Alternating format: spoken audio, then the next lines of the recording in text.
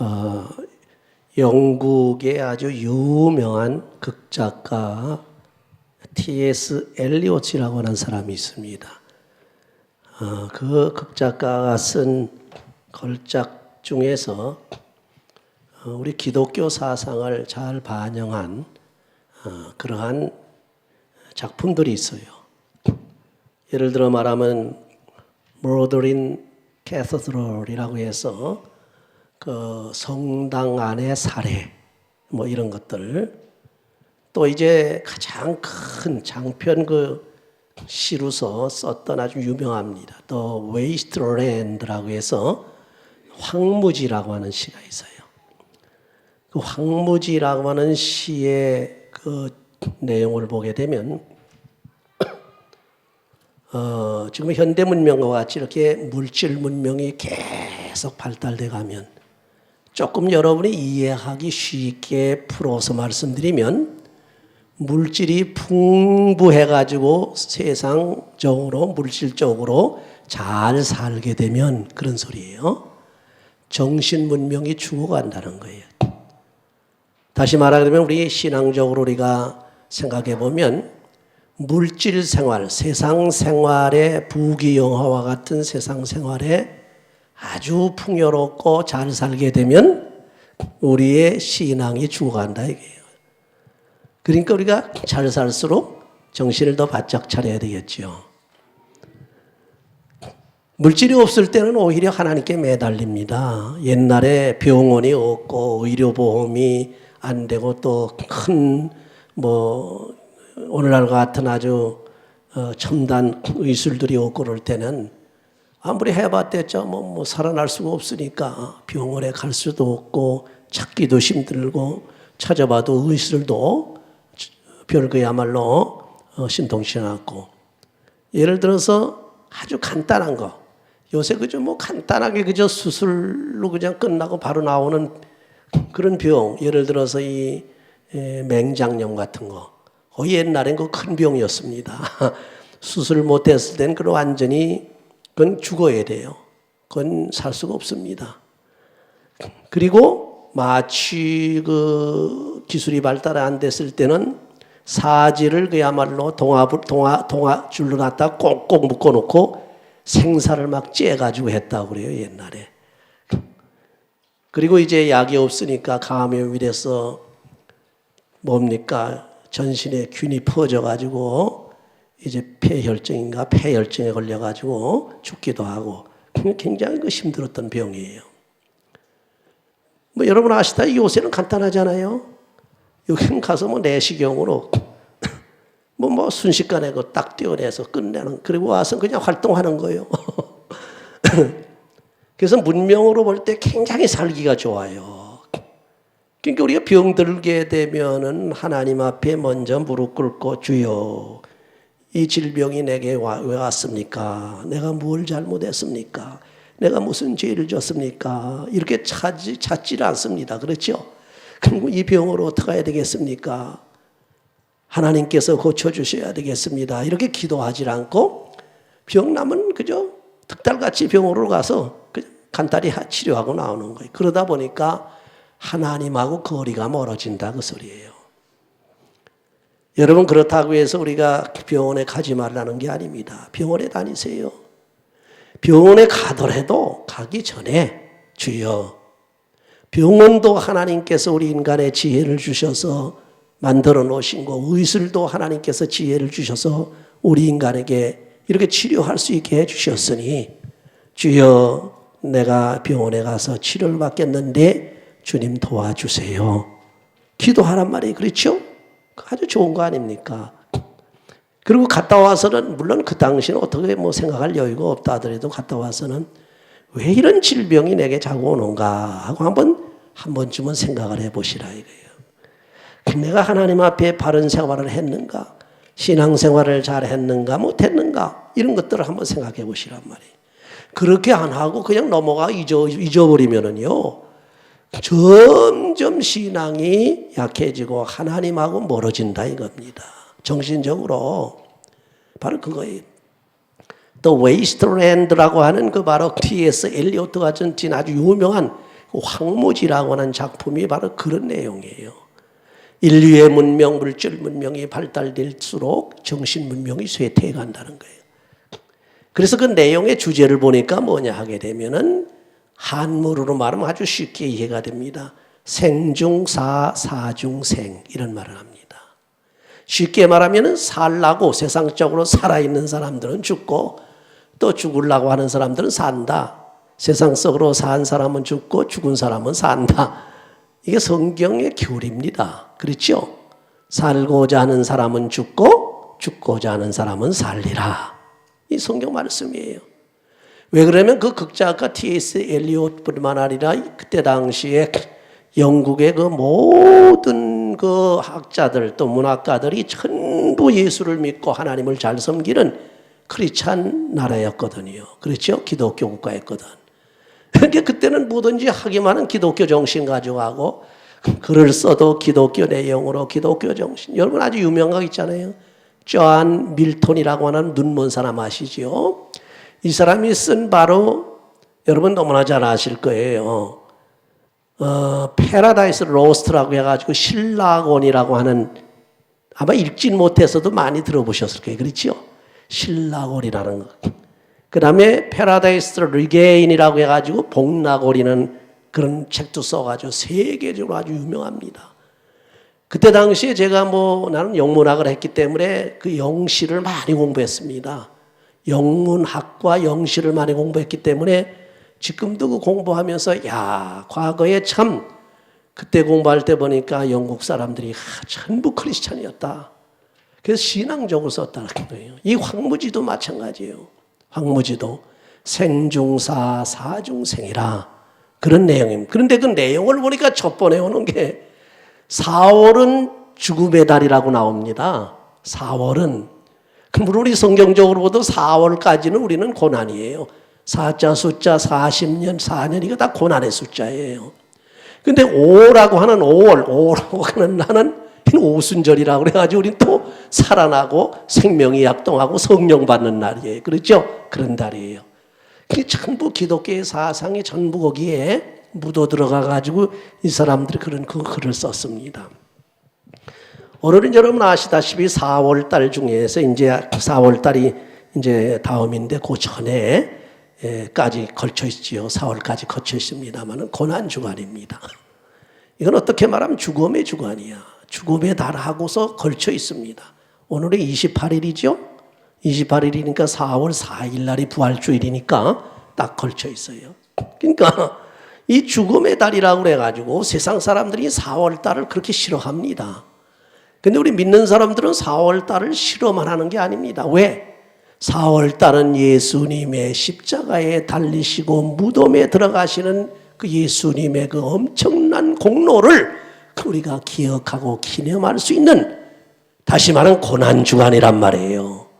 그러니까 우리는 주님을 생각하고 주님의 고난을 생각하면서 지날 수 있는 거니까 4월달이 지나가 주님께서 십자가에 달려서 무덤 속으로 들어가셨다가 그 다음에 사흘 만에 이제 부활하시니까 부활절하고 연결이 된단 말이죠.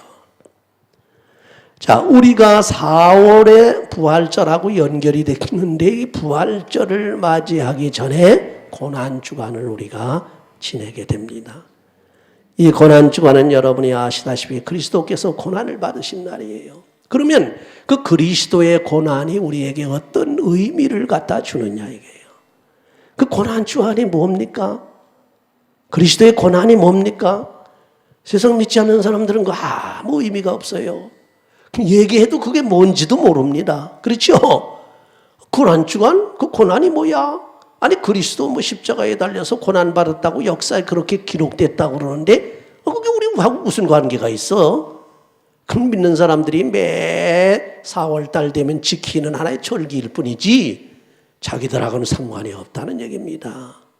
그래서 그리스도의 고난받은 그 공로가 믿지 않는 사람들에게는 아무런 의미가 없어. 그 사람들에게는 구원하고 싶어도 구원을 받질 않아.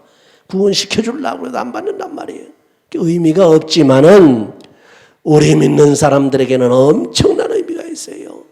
예수 그리스도의 고난이 아니었다고 하게 되면 우리의 죄를 다 어떻게 감당하겠습니까? 그렇죠? 죄값은 사망이요, 죄값은 고통이요, 죄값은 고난이며 사망인데 이걸 주님께서 당해주지 아니하고 맡아주지 아니하셨다면 그걸 우리가 다 받아야 돼요.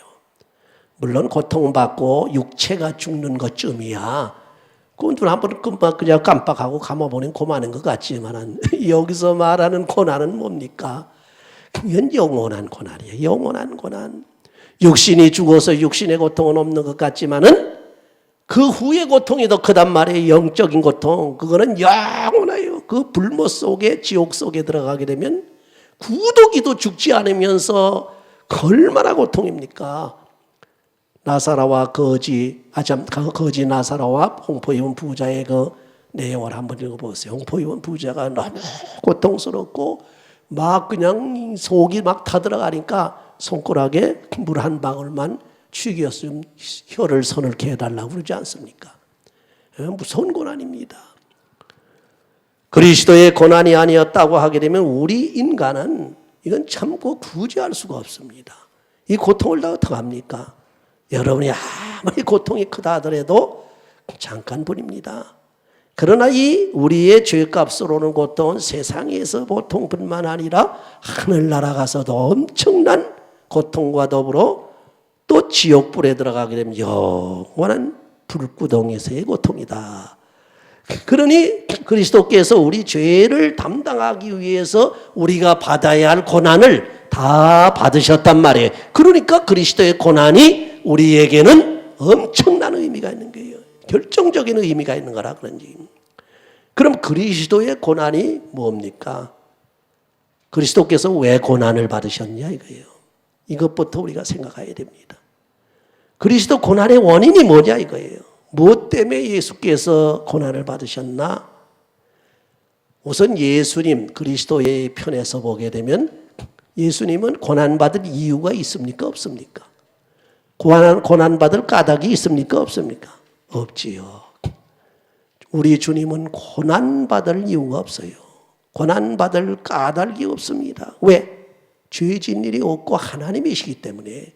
예수님 무슨 고난이 필요해요? 고난을 받을 이유가 없는데 고난을 받았다는 건 뭡니까? 우리의 죄 때문에 고난을 받으신 줄 믿으시기 바랍니다. 여러분 이 시간에도 바로 이 생각을 하셔야 됩니다. 주님이 왜 십자가에 달려서 고통을 당하셨고 돌아가셨습니까? 바로 주님 자신에게는 아무런 이유가 없지만은 내 죄 때문에 오로지 나의 죽을 죄 때문에 주님께서 그 죄를 담당하시기 위해서 대신 고난을 당하셨다. 그 원인이 누구에게 있습니까? 주님에게 있는 게 아니라 내게 있다. 이런 원리를 보시게 되면 여러분 세상 삶의 원리도 똑같습니다. 가정생활이나 직장생활이나 어디 가서든지 어떤 문제가 발생이 되어 고통이 왔다 이렇게 생각할 때는 이게 누구 때문이다, 너 때문이다, 너 때문이다, 네가 잘못해서 너 때문이다, 너 때문이다 하지 말아야 됩니다. 이런 모든 고난들, 내게 관계 있는 고난들은 뭔가 다 나와 관련이 있다 이렇게 생각이 돼요. 물론 직접적으로 내가 잘못해서 관련이 있는 것도 있지만 간접적으로 관련이 있는 것단 말이에요. 직접적으로 관련이 된 거 아니라 할지라도 내가 모르는 사이에 관련이 돼 있어. 그러니까 내게 고통이 오지. 나하고 관련이 전혀 없다고 그러면 내가 무슨 고통 올 리가 없습니다. 쉽게 예를 들어서 여러분 지금 그 천안호인가요? 우리 천안호 그 전투함이 초계정이 침몰돼가지고 지금 46명이 실종됐어요. 그 부모들 그 안에 자식들이 지금 목을 메고 땅을 치며 발버둥 치면서 말이 아닙니다. 고통이. 근데 그 고통이 그분들한테만 오는 게 아니야. 정치인들 대통령에서부터 우리 국민들 더군다나 우리들에게까지 다 고통이 온단 말이에요. 왜 그렇습니까? 직접적으로 봐서는 우리와 상관이 없어요. 직접적으로. 왜? 내 아들이 아니거든. 내 남편이 아니거든. 그렇죠? 내 아들도 아니고 내 남편도 아니고 지금 저 한국 땅에서 일어난 일이야. 소식을 듣지 않았다면 나의 고통이 올 리가 없습니다. 그렇죠? 첫째, 내게 고통이 온 이유는 소식이 왔기 때문에 내게 인포메이션이 들어왔단 말이에요.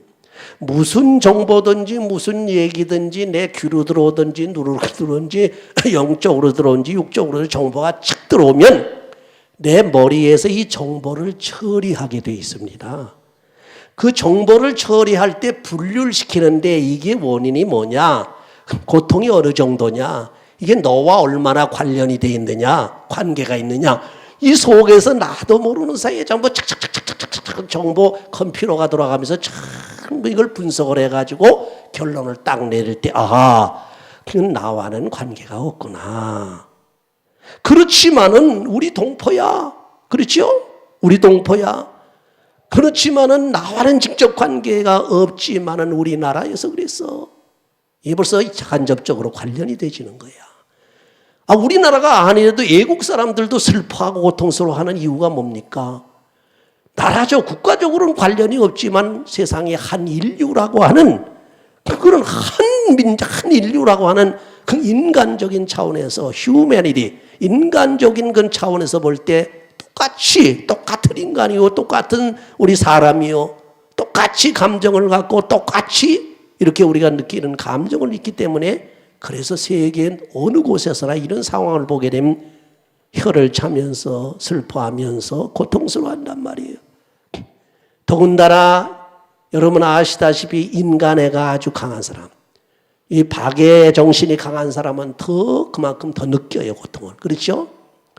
여러분 가족이 그렇다고 하면 더 고통이 커지거든. 내 아내나 내 남편이 그렇다고 하면 더 고통이 커져요. 그렇죠? 아들이 그랬다고 하면 더 고통이 커집니다. 바로 그런 거예요. 인류라고 하는 것은 이 지구 밖을 벗어날 수가 없습니다. 하나님께서 지구라고 하는 한 울타리 속에 살게 한, 크게 보게 되면 하나님의 가족이야. 개인의 가족으로 봐서는 관계가 없고 국가적으로 봐도 관계가 없는 미국 사람 또는 외국 사람이라 할지라도 그 고통을 느끼는 이유는 전 세계 지구라고 하는 한 울타리 안에 하나님께서 하나님의 형상으로 감정을 갖고 사랑을 갖게 하고 동정을 갖게 하고 그저 인간적으로 그야말로 그게 느낄 수 있는 그러한 그 가족애로 만들어 놨기 때문에 이거는 가족을 초월해서 국가를 넘어서 온 세계 인간이라면 다 슬퍼하고 고통을 느낀다. 그것이 간접적인 이유로 받는 고통입니다. 내가 직접 당하지 않았어도 그렇죠? 이러고 보면 우리가 받아야 할 고통은 주님께서 까닭이 없지만은 우리에게는 까닭이 있어요. 그 까닭이 뭡니까? 내 형제가 잘못됐든지 또는 내가 잘못했든지 또는 내게 직접적인 관계든지 나와 간접적인 관계든지 어쨌건 우리들의 죄 때문에 이 세상에 고난이 들어왔고 우리에게까지 다 미쳤다. 이렇게 생각해야 됩니다. 그러면 이 고난은 하나님께서 눈 찔끔 감아주시면 될 텐데 왜 고난을 그냥 허락하셨느냐? 고난을 허락하시게 되면 하나님의 공의가 무너져요. 죄값은 뭐라 그랬지요? 사망이요 고통이라고 그랬어. 이게 공의예요. 그렇죠? 죄 지은 사람은 벌을 받아야 된다. 그게 하나님의 공의예요. 그 하나님의 법, 공의의 법을 우리가 이루기 위해서는 그걸 받아야 돼. 하나님께서도 하나님의 공의를 위해서 우리에게 고난을 받게 해야 되는데 우리가 받게 되면 영영 멸망이니까 하나님의 사랑의 법을 베풀어서 대신 예수님을 보내서 우리 대신 고난을 받으신 줄을 믿으시기 바랍니다. 아주 우리에겐 큰 은혜입니다. 주님의 이 은혜가 없었더라면, 하나님의 그 큰 사랑이 없었더라면 우리는 벌써 100번 1000번 죽어 마땅합니다. 그렇죠? 그런데 이 고난의 정도가 얼마냐 한번 생각해 보세요. 방금 말씀드렸지만 인간의 보통 고난은요, 그저 고통당하면 뭐의 고통, 먹을 거 없어 생계의 고통이다. 누구하고 싸워서 고통이다. 상처받고 부상당해서 고통이다. 병들어서 고통이다. 그거는요, 잠깐 있는 고통 고난이에요. 왜? 뭐 죽으면 끝나는 거예요. 그렇죠? 그래서 없어지는 거예요. 근데 이 고난은 그게 아니에요. 얼마나 큰 고난입니다. 세상적으로 우리가 받는 육체적인 고통과 고난뿐만이 아니고, 아시겠어요? 이 고난뿐만이 아니고 심적으로 마음의 고통이 너무 컸다는 거예요. 여러분 육체적인 고통은 예수님의 고통 알 수 있잖아요. 예수님이 끌려가시면서 채찍에 맞으셨죠. 그렇죠? 가시관을 탁 눌러 씌워놓고 막 주먹으로 때렸죠. 보재기 씌워놓고 그리고 채찍질하면서 그 엄청나게 큰 십자가를 메고 골고다 언덕까지 가면서 뭐 열 몇 번을 쓰러지셨다고 그래요. 결국 나중에 구레네 시몬에게 뭡니까 십자가를 지워가지고 올라가지 않았습니까? 이게 보통 고통이 아니에요. 이것이 끝이 아닙니다. 십자가를 이렇게 뉘어놓고서 예수님을 사지를 벌려놓고 한 손 한 발 그 큰 대못으로 땅 박을 때마다 그 고통이 얼마나 컸겠어요. 그 말로 못합니다. 그리고 차라리 실신해서 그저 돌아가셨으면 고통이 그만일 텐데 세워놓고서 그냥 거기서 피는 흐르지요. 창으로 또 찔렀지요. 줄줄 피는 흐르면서 의식이라도 없었으면 좋겠는데 예수님 그 내용을 보니까 의식이 그냥 계시더라고. 그 얼마 동안입니까? 1시간? 우린 뭐 1시간도 못 있어요. 무려 6시간이나 그 십자가에 달려서 피가 다 쏟아지고 물이 쏟아져서 완전히 정신이 없어질 때까지 고통을 다 받으셨으니 육체적인 고통 우리가 받는 거 말이 아닙니다. 요새 교통사고 나가지고 뭐 고통당하는 거, 다리 부러진 거, 그까지 그 수술할 때도 뭐 마취 놔가지고 뭐 하면 끝나는 거 아닙니까? 깨어가지고 아프다 그러면 또 뭡니까? 그 진통제 놔주면 뭐 아프지도 않고 요새는 제가 처음에 축농증 수술을 한국에서 했는데 한 50년 전 같아요. 지금 기한이 잘 생각 안 나는. 이거는 말이죠. 수술할 때도 그냥 여기 조금 마취라더니 그냥 뭐 엄청나게 수술하고 난 다음에 집에 오니까 어떻게 됩니까? 그냥 뭐 아파가지고 못 견디는 거예요. 여기 아파가지고 나중에 할 수 없으니까 그 뭡니까? 그 얼음 주머니를 달고 있으라고 그래요. 우리 여기 대놓고 그거 달고 있는데도 한 2, 3일을 죽겠더라고요. 아주 못 견디겠더라고. 우리 이런데 요새는 보세요. 마취제 놓고 하지요. 깨어나면 진통제 먹는 거 조사 안 되면 또 주사 놔주지요. 아픈 줄도 모르고 깨어나요. 여기 와서도 제가 수술 한번 했거든요. 수술하고 났는데 보니까 잠자고 일어났더니 한 2시간 됐대. 수술한 지도 모르고 깨보니까 수술했대. 집에 오니까 조금 아플라고 그러더라고. 그러니까 약을 또 주워가지고 약을 먹으니까 또 괜찮아.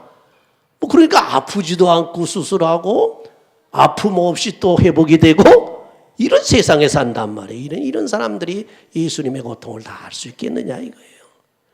여러분 예수님의 고통을 잘 음미하시려면 예수님께서 십자가에 달리시기 전에 끌려가면서부터 당하는 육체의 그 찢어짐과 매맞음과 쇠못을 받고 매달려서 6시간 동안이나 고통당하는 그 모습을 상상하세요. 눈 감고 하나님 앞에 그 모습을 상상할 때 여러분 아마 울지 않을 사람이 없을 게 그래서 이것이 내 죄 때문입니다 하고 가슴을 치면서 막 회개하지 않습니까? 저도 그 전에 회개할 때 그렇게 회개했어요. 주님 모습 생각하면서 주님이 왜 이렇게 돌아가셨고 왜 고통을 당하셨느냐 생각해 보면은 전부 내 죄 때문이야. 내 죄 때문에. 그러다 보니까 그냥 그걸 상상하면서 기도하면서 땅을 치면서 울며 불며 눈물 콧물 다 흘리는 거예요. 그 기도가 진짜 기도입니다. 자, 그리스도께서 고난은 바로 그 정도가 육체적인 것뿐만 아니라 마음의 고통이 얼마나 컸는지 여러분 아실 겁니다. 겟세마네 동산에 올라가 가지고서 얼마나 마음이 민망스러운지 그 고통을 당하다가도 못해서 제자들에게 자기를 위해서 기도 좀 해달라고 부탁을 하지 않습니까? 제 친구 목사님 중에 아주 믿음이 좋은 분이 계셔요. 지금도 한국에서 목회를 잘하고 계시는데 그분은 보통 고통으로 생각지도 않습니다. 제가 존경할 정도로 아주 엄청나게 훌륭한 분이야. 근데 그분이 암이 걸렸어요. 위암이 걸린 위를 거의 다 잘라내게 됐다는데 임파선까지 다 그야말로 퍼졌다고 그래요. 그게 1995년도입니다.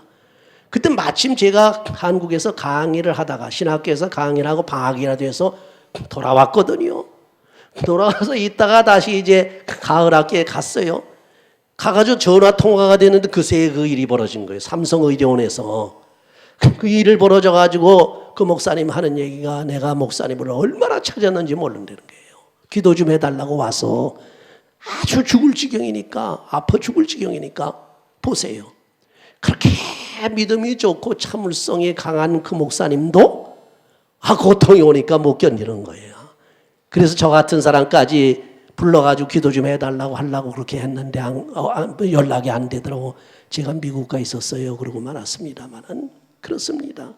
마음이 그렇게 괴로우면 누구를 의지하려고 그래. 그렇죠? 예수님이 누구 의지할 사람이 있습니까? 하나님이시고 인자신데. 근데 그 마음의 고통이 얼마나 큽니까? 그야말로 잡히는 거 그 문제가 아닙니다. 당장 그 첫날 밤 그야말로 자기의 사랑하는 제자 누구예요? 가룟 유다한테 배신당했지요. 또는 자기 수제자인 베드로는 그야말로 자기를 모른다고 부인을 했지요. 거기다가 온통 사방이 적으로 다 둘러싸여 있어가지고 더군다나 저 벌레만도 못한 인간들이 말이죠. 하나님이신 예수님을 저렇게 모독을 주고 모욕을 하고 고통을 주니 그 마음이 얼마나 괴로우냐 이거예요. 여러분 자살하는 사람이 한국에 몇 사람인지 아십니까? 대충은 제가 알았는데 엊그제 텔레비전에 나온 걸 보니까 하루에 36명이 자살한다고 합니다. 한국에서 36명이 한국에서 매일 죽어간다는 거예요. 자살해서. 왜 그런지 아십니까? 마음의 고통을 이길 수가 없어 그래요. 그걸 이기지를 못해가지고 그런 자살을 하는 거예요. 그 마음의 고통이 심적 고통이 얼마나 그러니까 거기서 예수님께서 기도를 하다 캄캄해 하나님도 응답을 안 하시는 사람도 없이 홀로 겟세마네 동산에 올라가지고 제자들은 저기다가 둬놓고서 기도를 합니다. 하나님 기도 그저 기도를 하면서 뭐라고 기도를 했습니까? 그저 하나님께 부르짖으면서 차라 내 이 고통이 너무 크니 이 잔을 내게서 물려가게 하옵소서. 이 쓴 잔을 내게서 물릴 수는 없습니까? 십자가는 안 질 수는 없습니까? 그걸 쥐어야 되는 걸 아시는데도 그런 고통이에요. 그게 심적인 고통입니다. 여러분 그런 심적인 고통은 또 저리 가라야. 그럼 또 마음이 실신한다든가 또 어느 정도 지나가게 되면 또 그것도 치료가 서서히 되는 거거든. 세상에서 슬픔을 당하고 고통을 당하고 아픔을 당한 사람도 가족이 죽고 남편이 죽은 사람도 남편이 없으면 못 살고 아내가 없으면 못 살겠다고 그러던 사람이 두 식구 중에 한 사람 가잖아요. 이제 죽을 것 같아. 견딜 수 없을 것 같아가지고 첫 번에 실신해가지고 병원에 실려갑니다. 그렇죠? 그 나중에 깨어나가지고 큰 고통 속에서 날이 가면 날이 갈수록 자기도 모르게 점차 치료가 되는 겁니다. 시간이 치료를 해준단 말이에요. 그러다가도 이 마음의 고통이 원체 심하게 되면 인간은 실신하거나 죽게 되면 그것도 없어진단 말이에요. 근데 마지막에 큰 고통 하나 있는 게 뭐냐면 영적인 고통이야. 그 영적인 고통은 그건 말도 못합니다. 물론 이 땅 위에서도 영적인 고통을 우리가 받는데 여러분 대부분 영적인 고통은 내 영과 내 마음 육신이 잘 커뮤니케이션이 안 될 땐 잘 몰라요. 온다는 게 신적 고통으로 오게 돼요. 그러나 진짜 영의 눈이 열리고 영이 열린 사람들은 그 영적 고통을 보거든요. 우리 주님께서 그런 고통을 당했습니다. 십자가상에서 예수님께서 부르짖는 게 그 영적인 고통이에요. 엘리 엘리 라마 사박다니 하나님 하나님 어찌하여 나를 버리시나이까. 이게 바로 영적인 고통이에요. 왜? 우리가 죽음이라고 하는 거 지옥 간다고 하는 건 뭡니까? 하나님과 분리되는 거예요. 영적 육적 영육이 분리되는 것뿐만 아니라 더 높이 올라가면 하나님과 떨어지는 거 헤어지는 게 그 지옥이에요. 여러분 이 세상에서도요 괴로움이 오지요? 괴로움이 들어온다. 그럼 하나님보다는 사탄의 그림자가 더 가까워졌다는 얘기예요. 그렇죠? 하나님과의 관계가 계속 커뮤니케이션이 되면서 그냥 활발해지면 그런 고통이 올 리가 없지요. 이 다음에 죽어가게 되면 여러분 엄청난 지옥 고통을 또 당하지 않습니까? 이 영적인 고통이에요.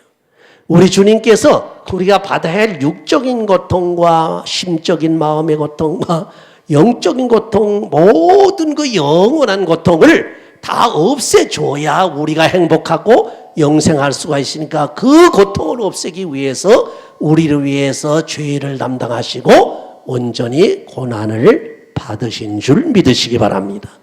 그게 바로 주님의 고난이에요. 그리스도의 고난이에요. 그러면 이 그리스도의 엄청난 고난의 결과가 뭐냐? 고난받으신 그러한 대가가 있을 거 아니에요? 그가 채찍에 맞음으로 우리가 나았다 그랬습니다.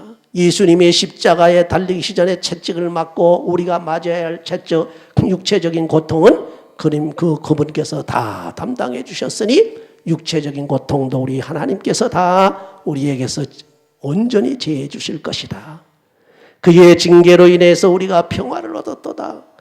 그의 주님께서 여러 가지 어렵고 고통스러운 데서 징계를 한 몸에 받으신 다음에 우리에게 마음의 평안을 주셨다.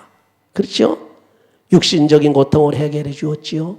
마음의 고통을 해결해 주었지요. 그 다음에 그의 고난으로 인해서 우리가 속죄를 받는단 말이에요. 죄의 용서를 받는단 말이에요. 이렇게 영원한 고통이 없어진 겁니다. 영적인 고통까지 싹 없앤 거예요.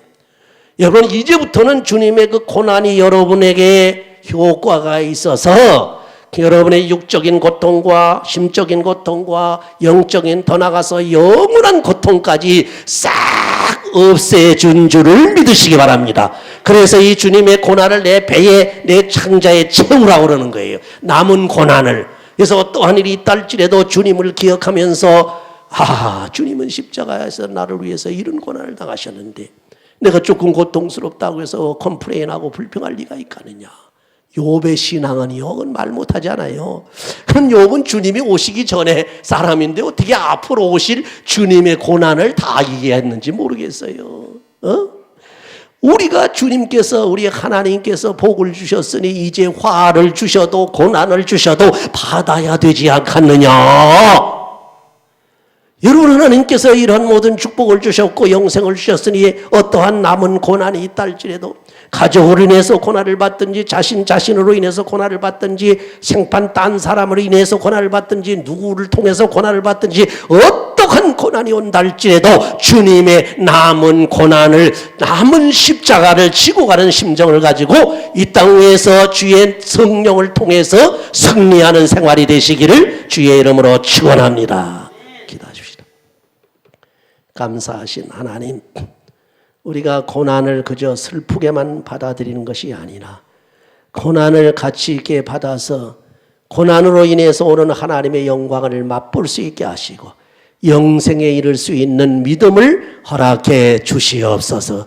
세상에서 고난이 올 때마다 어려움을 당할 때마다 원망과 짜증과 불평과 불만을 할 것이 아니라 이 고통과 고난의 의미가 무엇인가를 깨닫게 하시고 그 원인이 어디 있는가를 깨닫고 그 고통이 어떠한 고통이랄지에도 주님께서 다 담당해 주셨다고 하는 확신과 믿음을 가지고 우리 주님 앞에 기도하며 하나님 앞에 나아가서 간구하며 주님의 힘을 얻고 성령의 인도함을 받아 이 모든 고난에 동참함으로 인해서 주님과 같이 승리하는 승리의 삶이 되게 하여 주시옵소서.